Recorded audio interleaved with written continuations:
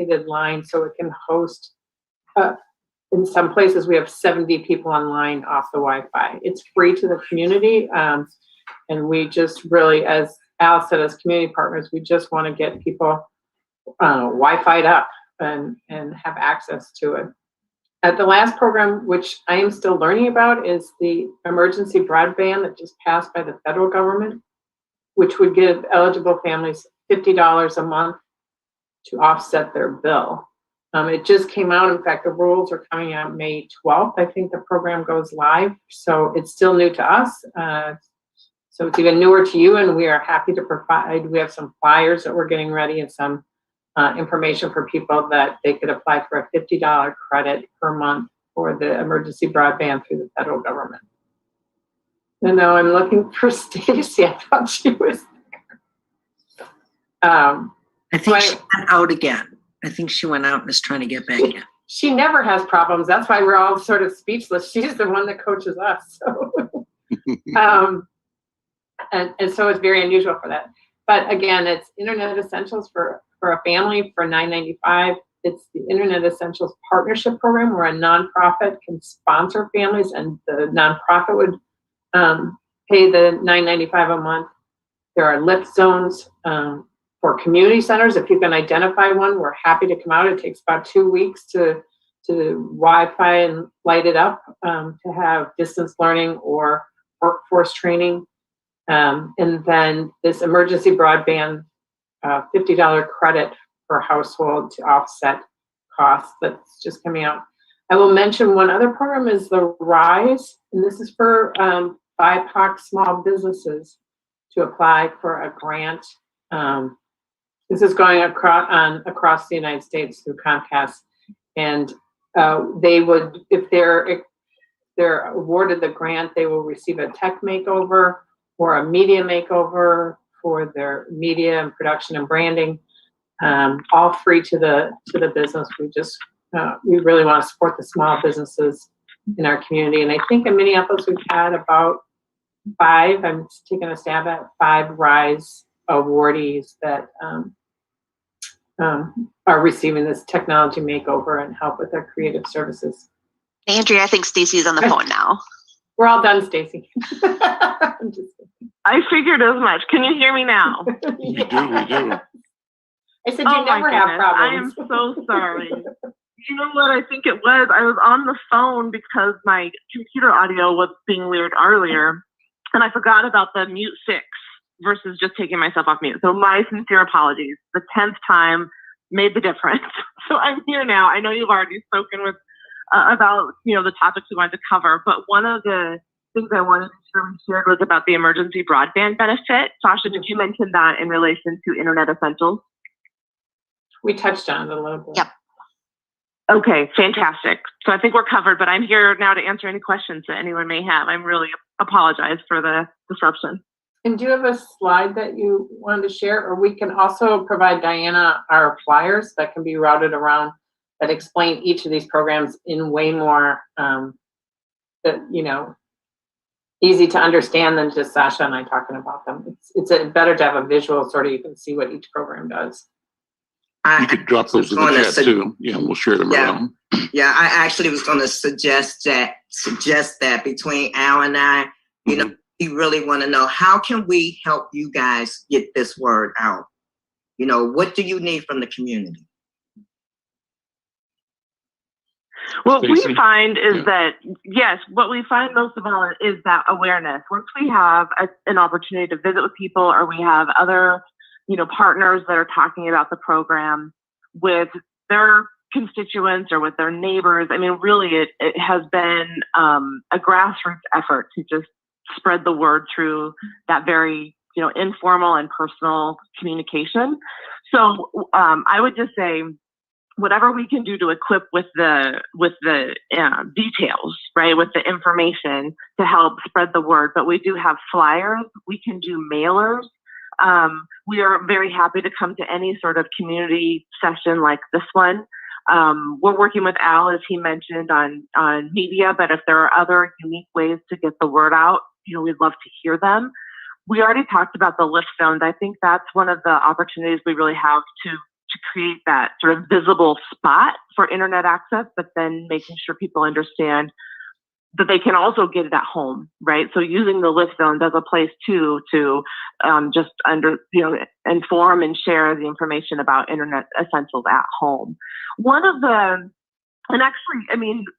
We could use your help too in just understanding what some of the barriers are. We know, there's a lot of conversation right now about internet access. And so the way we think about that is that it's not access, because the wiring, the technology is everywhere. It's throughout the whole city. Comcast and other providers are already there. The issue is adoption. So what are the barriers to people getting that internet that's already running in front of their home? So we know of certain barriers, such as language, or just understanding sort of how the program works, in that we are not connected to the government at all. We are not sharing information. We are not requiring social security numbers, but I think that is sort of in a lot of programs, those things are required. And so that becomes, a false barrier. It's just people don't realize that it's not required. There's no contract for internet essentials. There's no fees or hidden fees for the equipment or for the service or, anything ongoing. And we've had the same pricing for the last 10 years. So this truly is a program to build digital equity. It's to bridge that, the gap that we know is there, but we're really trying to understand more about the adoption barrier so that we can help to address it. So that would be one area to just help us understand what we're missing, because we know we've got the technology already in place. We just need to make sure people know that they can get it without any strings attached.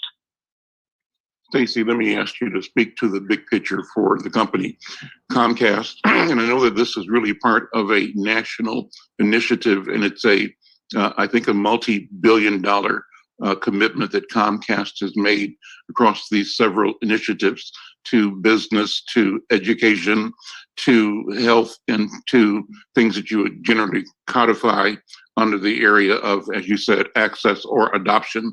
But talk about that. And the reason I'm asking you to put this in the context of what the company's doing nationally is that I hadn't told my friends here yet, but we're streaming this program nationally right now through the Black Press of America. Our national program is called Black Press USA, and it's the website of the National Newspaper Publishers Association. And we are at McFarlane Media as the local partner of the Black Press of America, NNPA, connecting now on a daily basis to stream these programs to our national website. So appropriate to talk about the context, Stacey, how what we're doing here is part of a national vision and mission that I think is powerful and impressive. And for me, the question is always, as we tell our stories in Hawthorne, it's powerful to share these to neighborhoods like Hawthorne around the country, because our lives are similar, our challenges are similar, and we believe our solutions are similar as well.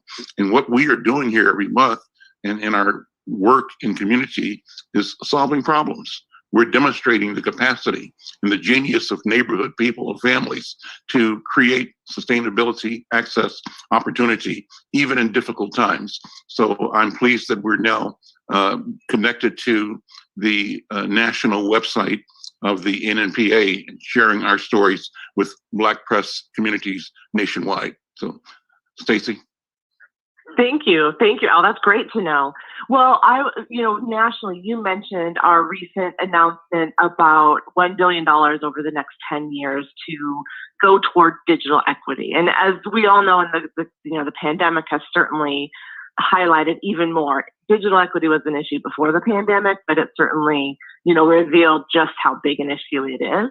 And so, with the company, we've got a couple of different business lines, but the internet, the business of internet has really been the focus and will continue to be, as we go forward, just as we see the changes that continue to happen with the ways people talk to each other, with the ways we do business, the ways that we get our healthcare, the ways we are entertained, right? And so I think, on the national level, it's really doubling down on that particular business line, but making sure it's accessible to all. So we have different tiers of service, and this is the one where we know families with financial barriers, this is how we help them. This is where we can help make sure that the family gets the internet for their students to do distance learning, for the adults in the house to do any job training, job searching, health access, resource access, all of that. And so that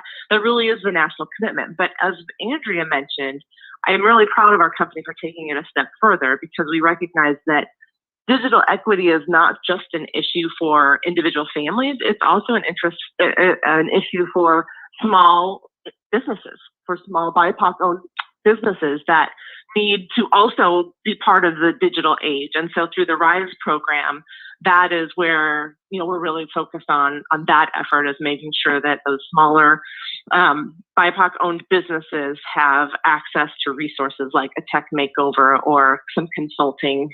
We, in some markets, have a partner company that does advertising. And so, some of those RISE recipients can actually access those types of resources where they can have a commercial filmed and then put on air. So there's a lot of ways that we're looking at that business sector as well. But we've been dedicated to this for the last 10 years. That, Internet Essentials started 10 years ago. A lot of things about the program have changed for the better. We've made a lot of upgrades to it. But the core of it remains the same, and that is that people are able to access it for $10 a month. And related to that, I'd say Sasha may have already mentioned our Internet Essentials Partnership Program, but we're also finding ways for, even when the $10 is a barrier, how else can we help through sponsored service? Are there organizations or companies that want to help sponsor that internet service for families that couldn't afford it, through the Internet Essentials program? So major commitment for the company. I really appreciate you saying we are putting our money where our mouth is. I'm also really proud to say, in the Twin Cities, we're really leading the way through our relationships with community. And Al, I think our relationship is a perfect example of that. So looking forward to more, and also to, sharing this model that we've had, and with the success we've had here, with other markets where Comcast can be helpful. Great. Thank you so much. Good to see you. Hear you right now. Can't see you. But thanks to the Comcast team. This is a great place to transition, though. Unless there are any other questions, or comments? If you have them, hold them, because I want to bring in Jamez Staples. And Jamez Staples is a, how can I describe him? I think, I've got a picture in my mind, Jamez. Give me a second. It's going to pop up in a second, but it's something that is a complimentary description of you. And it has to do with, that's the right word. Jamez Staples is a force of nature. That's the concept. This brother is indefatigable, visionary, and he comes from stock that doesn't give up. So he's got it in his DNA, and he's operating with a passion and on a mission to make a difference in the world. And even when the world was standing against him, disbelieving, he smiled and kept on working. And so I have just mad respect for him. I actually, Jamez, had my drone down by your facility taking pictures of your rooftop, all the solar panels. I'm so impressed that you are doing the thing. So Jamez Staples, good morning. Good to see you. Talk about the vision, the work, and how our community can join you in this mission to develop equity, right? And access and power in the environmental future that really we have to shape ourselves. Well, thank you, Alan. Good morning to everybody. First off, let me say that was an amazing introduction. I just understand that my primary objective is to make sure that this community actively participates in the green revolution that's taking place, both from a consumer perspective, actively participating as subscribers, but also from the economic development perspective that this industry will provide.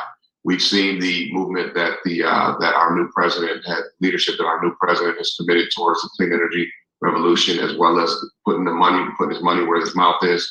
And our objective is with Renewable Energy Partners and Northgate Development, is to make sure that, one, we are on the employment side from Renewable Energy Partners. We are a solar installation and development company. But on the real estate development side, we are seeking to use the 1200 Plymouth building for its best and highest use to benefit the community, to make sure that the community has access to the programming and training that's necessary to participate on the workforce side. So with that, I had a PowerPoint. I see we're running low on time. I'll keep it short. The clean energy revolution is a promise that I make very clear. Solar is a You're not going to show the PowerPoint? Are you going to put it up? Well, I mean, I feel like I don't want to run people's time over. We got 4 minutes. So, Okay. Diana, you're saying yes or no? What are you saying? I can. Yes, we have more than 4 minutes. Yeah, go ahead. You've got time. Yes. If you want to give me a screen share ability, I can do Andrew, that. can you hook him up?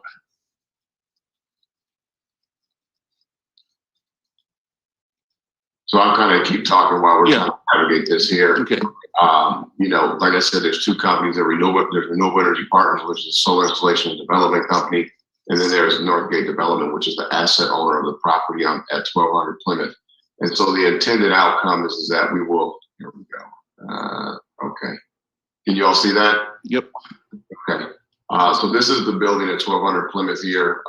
Basically, I think that, Al, this is probably the shot that you would have. Yep. Of the building. And the goal for me has been to bring the intersection of climate change and poverty to address some of our local issues here in Minnesota. As I said, Jamette Staples, I'm a North Minneapolis resident, born and raised, graduated North High School, and the two companies that I run, Northgate Development, Renewable Energy Partners. We started in 2013. The goal has been to bring the private sector. We're a social enterprise, and we want to make sure, like I said, we're utilizing these industries as a catalyst. We are focused on doing impact work, and what that means is that we want to do projects that mean things, but at the same time make money. We are aligning our goals with a policy, the city of Minneapolis' policy of 100% renewable energy, in addition to the state's goal for 100% renewable energy, and Xcel Energy's goal around 100% carbon free to the opportunities that the market presents. So, project under development. We just recently wrapped up the North High School community solar garden, which I'll talk a little bit about later. In addition, we just wrapped up the Second Chance Emerge community solar garden project. And we're also developing further down Plymouth Avenue, just down the street from the building, on the rooftop of the nutrition center, Franklin Middle School, and Hall Elementary microgrid, which will ultimately serve as a resilience hub for the community to make sure that they have access if there was ever a power outage, like in 2011 when we had the tornado. So that will be, there will be battery storage on site in addition to solar on the roof, and those buildings will be able to operate at a percentage of their power bandwidth. And so Northgate Development, we're a development firm also.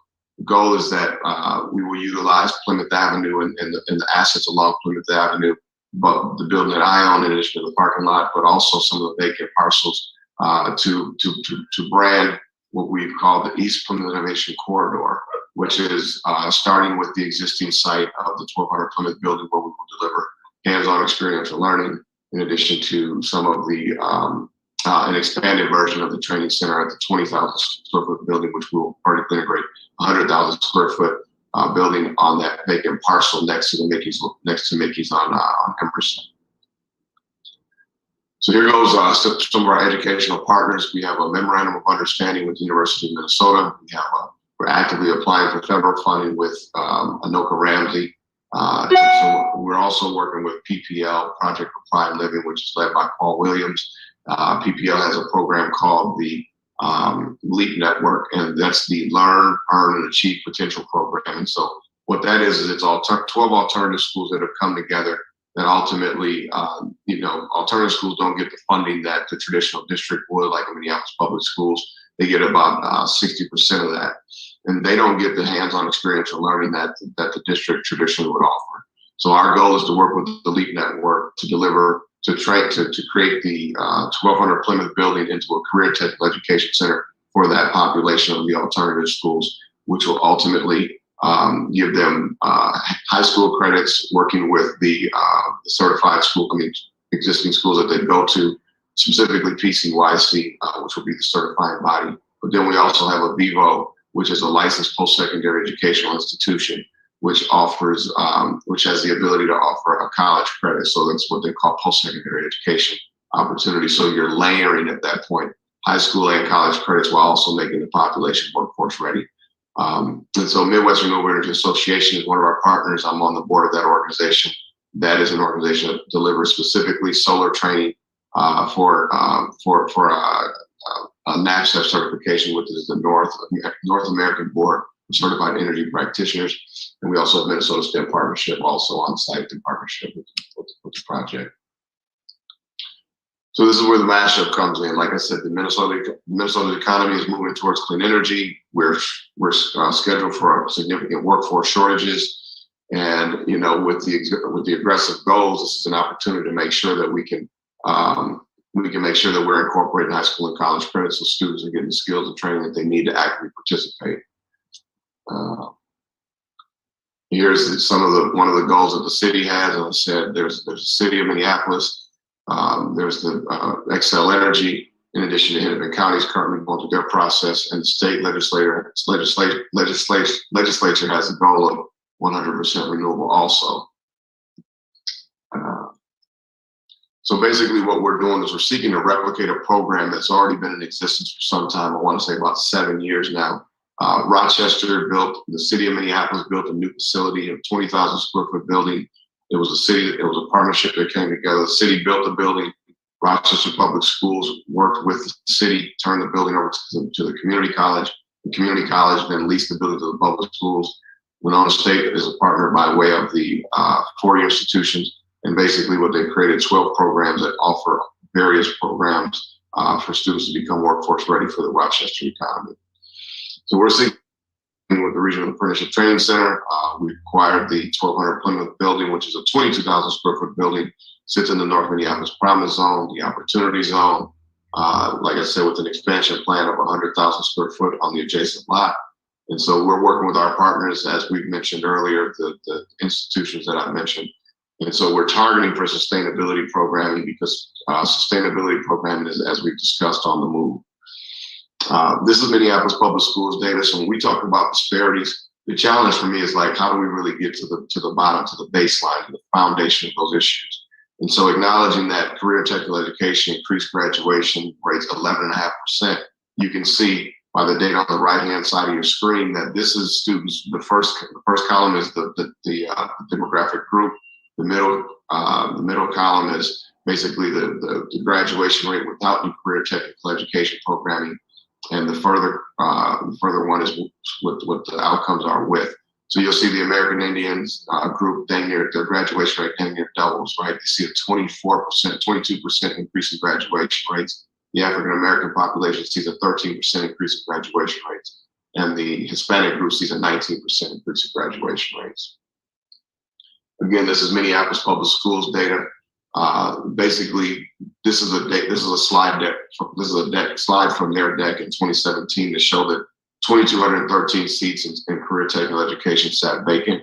That basically equated to this number here, $965,000 that was completely wasted of taxpayer money.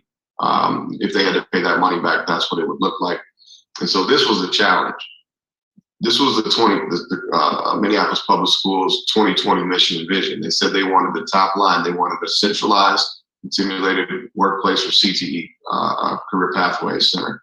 And so we offered this site to them, knowing that if we could replicate what happened in Rochester. We did not receive a warm welcome for whatever reason. I don't necessarily understand.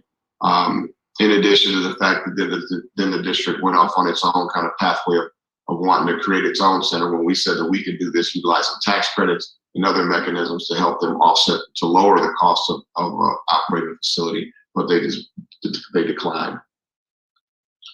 So for the most part, what it does, the RNTC will help to address the numerous racial disparities. There's all sorts of, there's 2 laws that are in place Minnesota's world's best workforce legislation.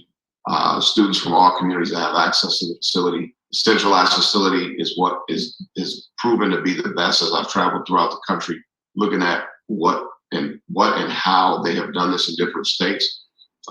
We just haven't been able to work with the district and come up with a way to deliver and work with them.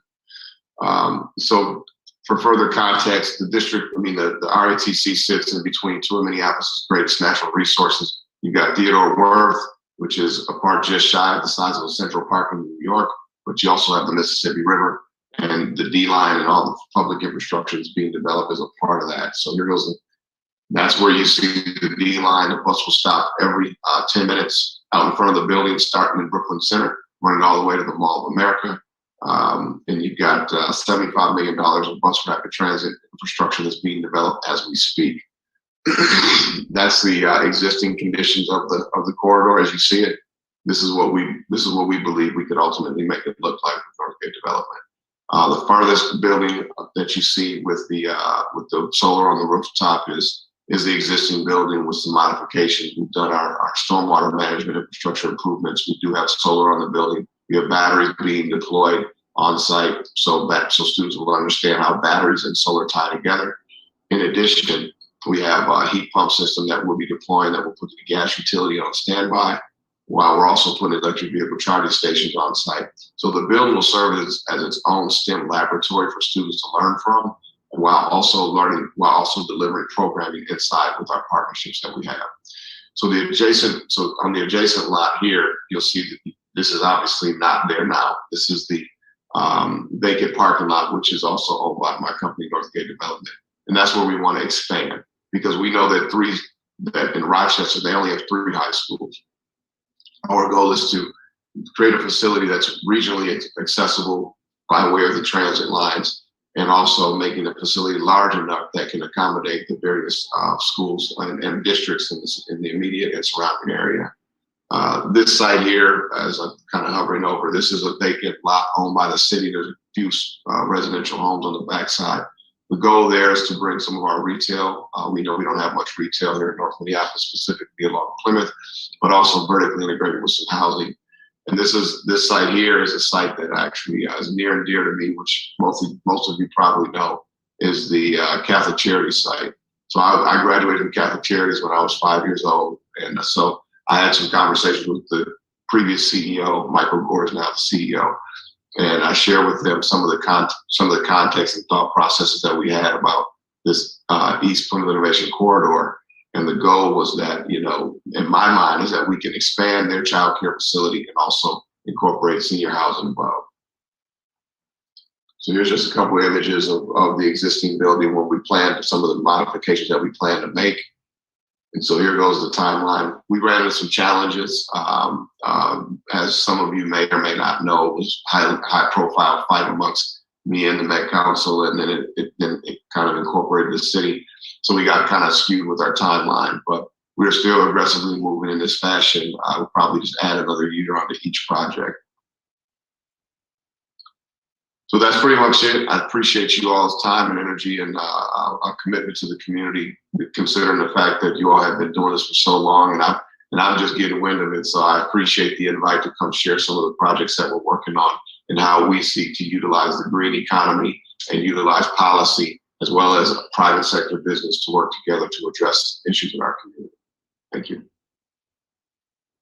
What a great presentation. Thank you, Brother Jamez Staples. Any questions or comments? You can take the share. You can end the share now. Sure. Go ahead. Yeah, Jamez, this is really incredibly impressive, and I just love seeing this kind of thing happen. I actually got to tour that building a couple of years ago, and to see what you want to do with it, it's awesome. I guess my question is, in terms of policies that you run into, I think it's, for me, I work on housing for Hawthorne as an employee of Hawthorne. It's so frustrating to see the city not pushing green or just environmental policy as much as it talks about them. And one for me is just, there's no real requirement yet for solar panels or for anything like that, or You know, and developers tend to say, hey, look what we're also throwing in here. Isn't this great? When really that should be, and it seems like you might agree, that should just be a given at this point. You should want that for your residents or for the building. Do you see in your work policy moving towards that, where the city starts requiring green energy as a part of building construction, just like they would plumbing? So what I see happening right now is, you know, one of the things we have to do is we have to be better acclimated around what the green economy looks like, right? What it is, how it functions, and putting requirements on things kind of it can cause some barriers, right? So when you think about the idea that some people can't necessarily afford clean energy, right? So that's one of the challenges now. Is that I've been fighting at the Public Utilities Commission trying to make sure that Black and brown people have access, because first of all, a lot of us don't even know what it is, right? Right. So when you think about the policy implications of obligating an entity or an individual to kind of subscribe to solar and whatnot when they don't know what it is, you know, then it becomes a bigger issue, even if you're a first-time home buyer, right? And because what happens is the cost goes up. It's a substantial cost. I don't even have solar panels on my own home, right? But I've got it. We're subscribing to a community solar garden. And so one of the community solar gardens that I mentioned that we've recently developed is on the rooftop of North High School. And that's a City of Minneapolis RFP that we were awarded back in 2017. It took so long to get done because we wanted it in the community. The city didn't care. They said we could just put it on a city bill. I said, no, we want it in the community, right? Where people can understand what it is and how it functions. So it took the district 2 years to get the building re-roofed. And after the building was re-roofed, we got immediately on the rooftop. And so what that RFP did is the city is the backer, right? The city is a backup subscriber for community solar. For you that don't know what community solar means that you don't have to have solar in your house.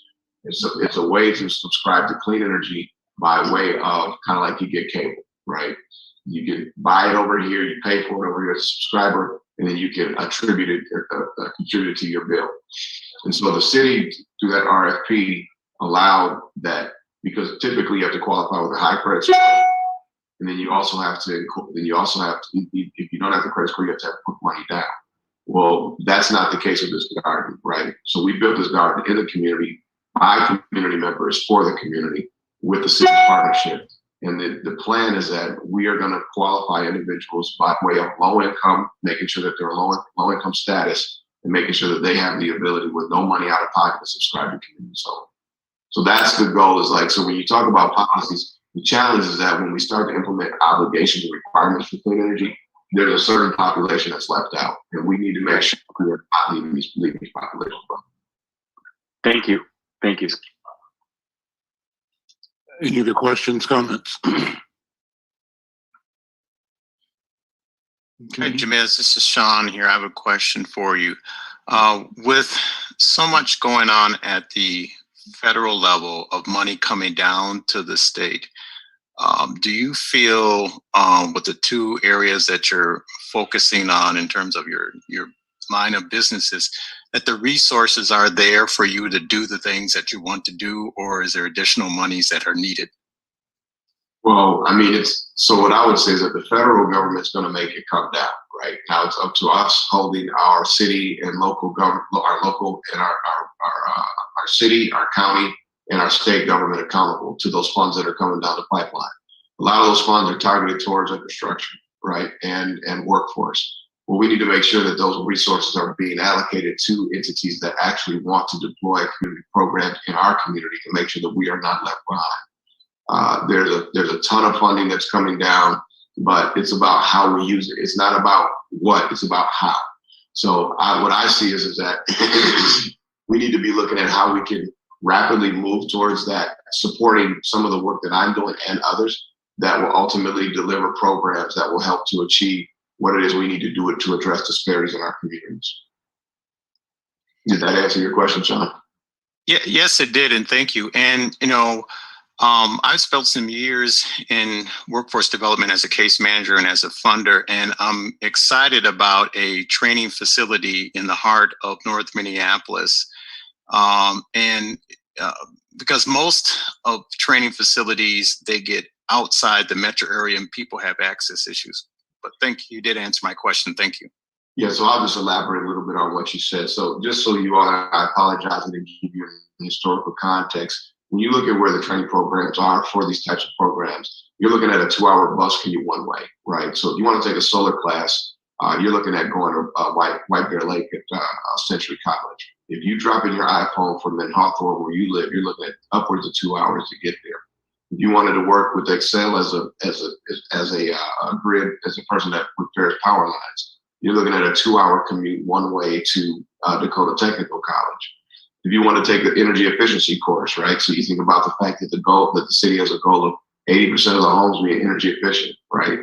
You're going to get in your car and drive 2 hours to Fond du Lac Community College in order to take that course, which doesn't make any sense, right? So that's how this became a thing. This was never about Jamez wanting to buy a building and develop a training center. It was just about, when I started my business, I wanted people that looked like me from my community. That's the whole reason I started the business, to create jobs for them so they could actually participate. And so when I realized where the training was, I was like, this doesn't make any sense. So being, the true entrepreneurial and north sider that I am, when there's a barrier, we don't just kind of sit down and just take it. We figure out how to fix it. So that's what we're doing. We're in the process of seeking how to fix the issues that are causing the derailment of this economy. I want to just say one quick thing. I met Jamez because he reached out to the Minneapolis Youth Congress asking our young people to help him with this project. He really wanted to know what they thought. He wanted them engaged, and they are engaged now. So it was great. People don't always reach out to young people, but he did. And they feel very supportive. And I think even like they own this project in a way. I mean, it's not their business, but they feel ownership of it. So thanks, Jamez, for that. I'm really glad we could give you some time at the huddle today.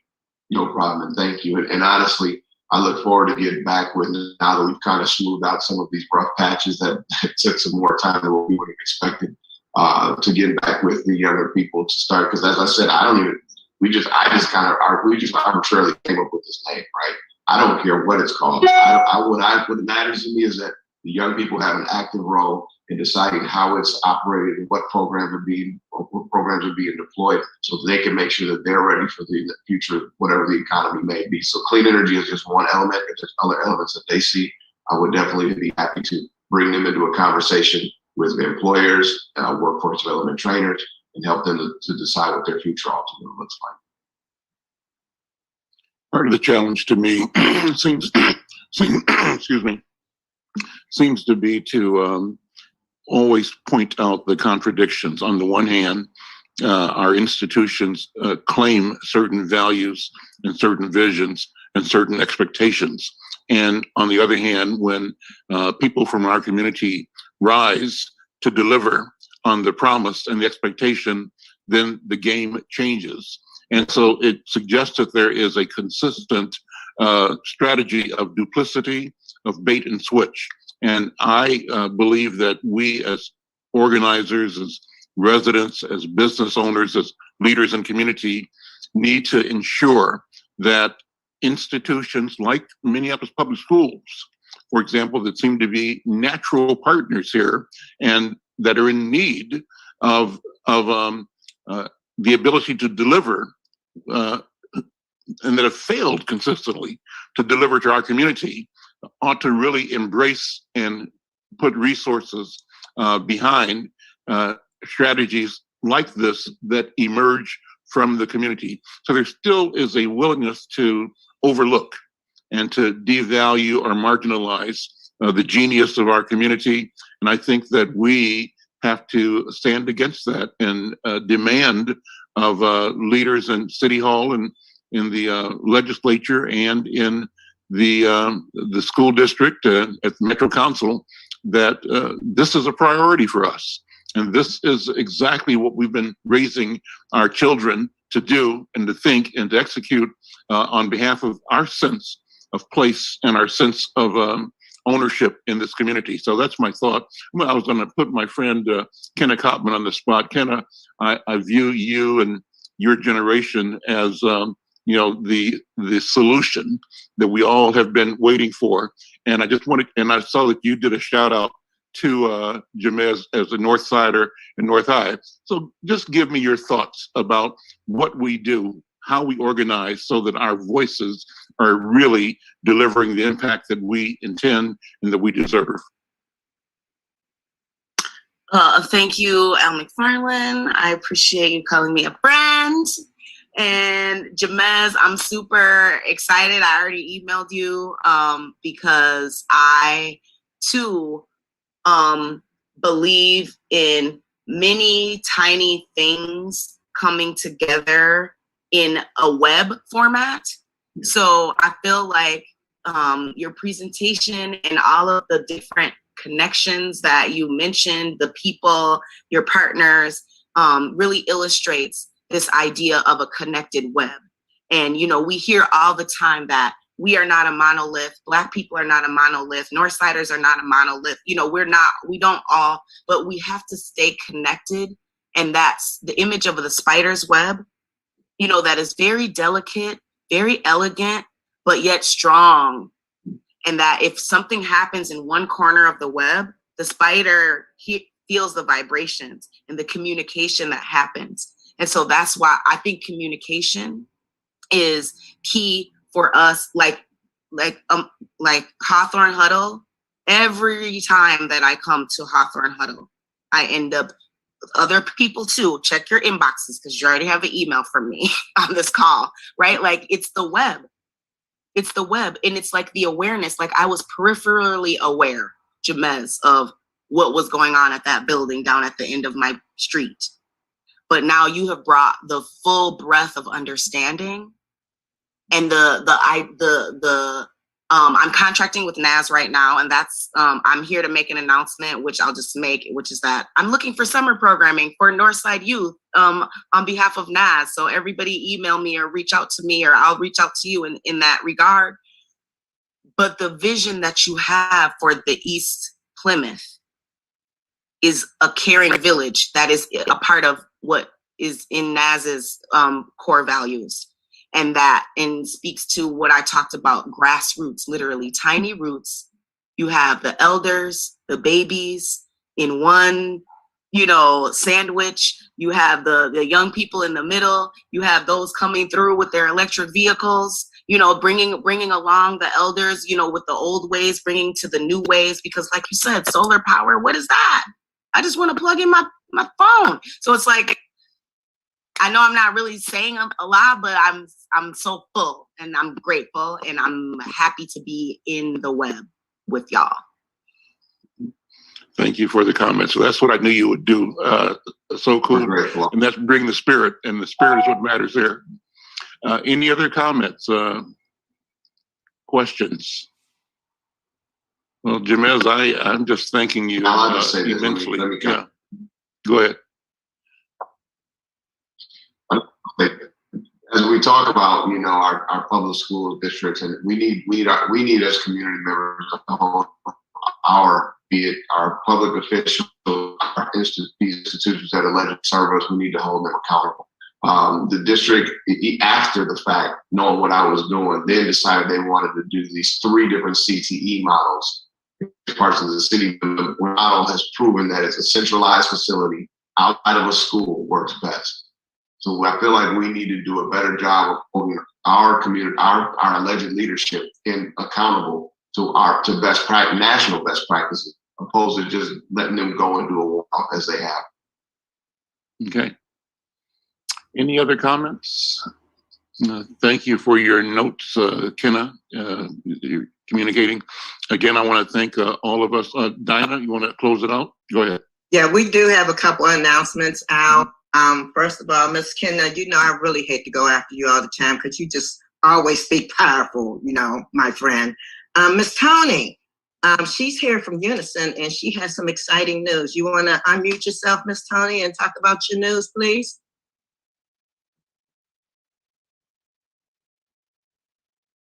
There we go. Hi, everybody.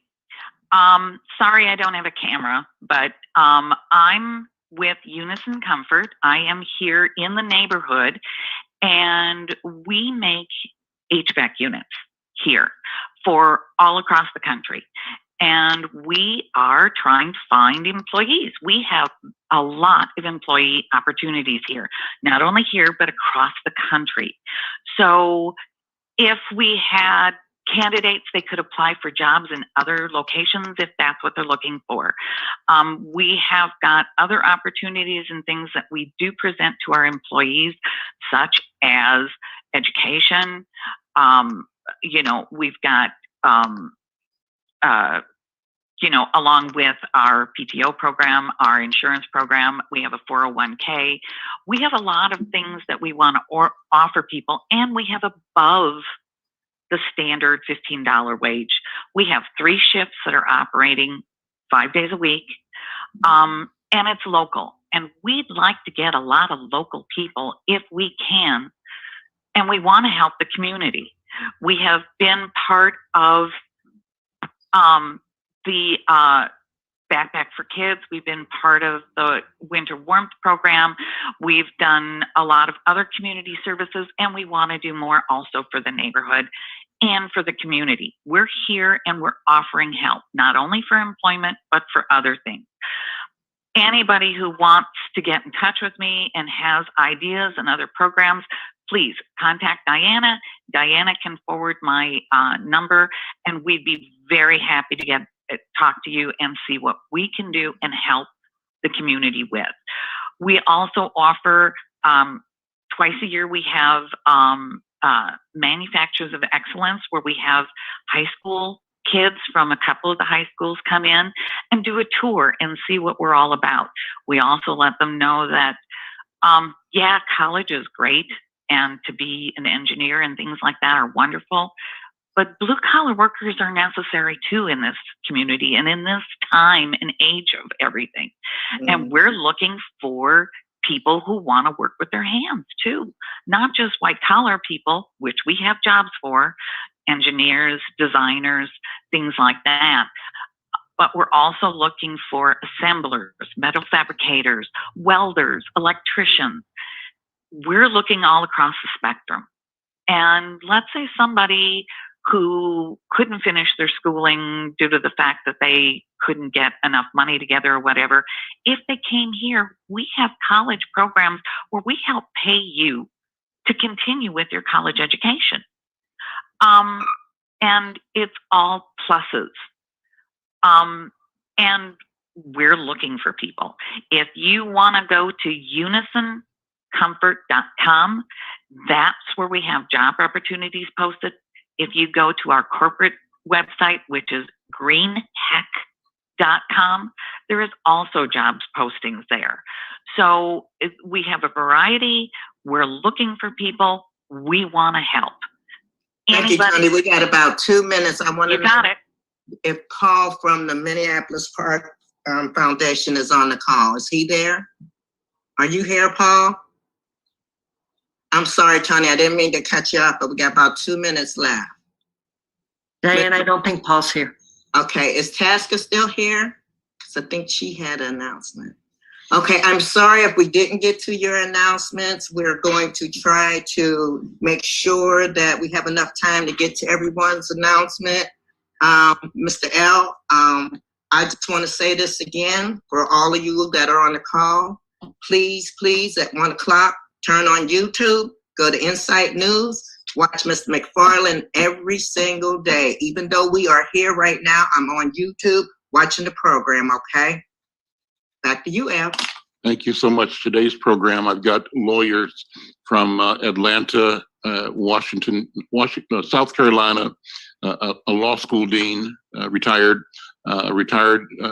corporate lawyer from Coca-Cola Company, and then a lawyer from Minneapolis talking about the Derek Chauvin trial and other things of legal interest, but putting a perspective on issues that are local, national, and global, coming from our point of view. So that's what today's program is. Tomorrow's program is our Healing Circle, Black psychiatrists, psychologists, and therapists talking about the impact of COVID-19, also the impact of the social unrest, how we heal ourselves and move through these crises and come through stronger. So thank you all. Well, listen, this has been a great program. Thanks all of you for being here, and have a great day for the rest of it. Hopefully we'll see you at 1 o'clock. That program at 1 is also on Facebook, Inside Facebook, also at the Black Press USA website as well. So we hope to see you. Thank you. Bye-bye, everybody. Thank you. Peace and love, everybody. Have a wonderful day. Thank you.